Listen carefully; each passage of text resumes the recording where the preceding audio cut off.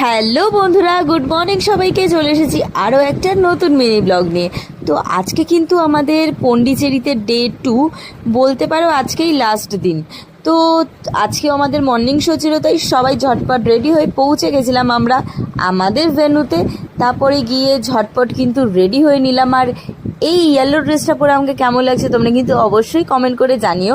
আর আমি যে ট্রুপের সাথে কাজ করতে গেছিলাম সেই ট্রুপের নাম হলো অ্যাবলুম। আর যত সুন্দর সুন্দর ড্রেস দেখছো সব কিন্তু অ্যাবলুমের ড্রেস। তো তারপরে আফটার মর্নিং শো আমরা সবাই রিহার্সাল করে নিয়েছিলাম ইভিনিং শোয়ের জন্য।